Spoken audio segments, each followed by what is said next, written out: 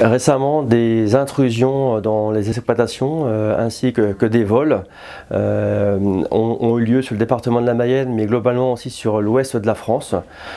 C'est des actions que le réseau FDSEA, accompagné des jeunes agriculteurs, que nous dénonçons en permanence.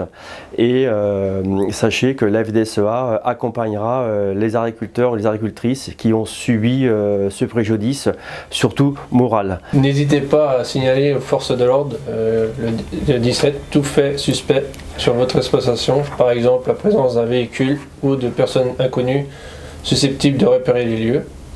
À la FDSEA 53 et au JA, nous nous tenons également disponibles pour recevoir toute information relative à ces actes suspects, déjoués ou malheureusement réalisés.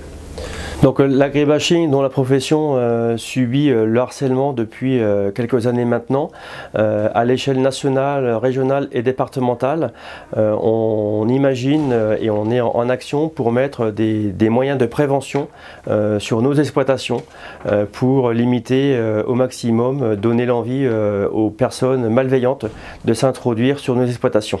Et donc avec Michael, à l'instant, nous sortons d'une réunion préfecture où nous étions associés avec les forces de l'ordre pour présenter donc un outil dont la FDSEA et les jeunes agriculteurs ont conjointement soumis à la Chambre d'agriculture pour avoir une présentation donc cet après-midi.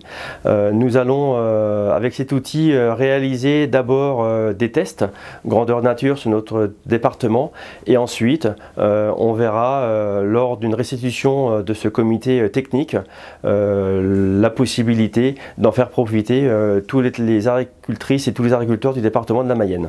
Cet outil, nous le voulons d'une grande simplicité pour nos agriculteurs et agricultrices départementales. Donc c'était la première motivation. La deuxième, c'est la gratuité pour que chacun puisse s'équiper et s'adapter et s'adopter au niveau de l'utilisation d'un outil. Et donc pour terminer, simplicité, que ce soit ouvert au plus grand nombre et aussi avec une grande efficacité et accompagné d'une évolution possible. Maintenant, donc avec les services de l'État, on est fortement investi sur ce dossier.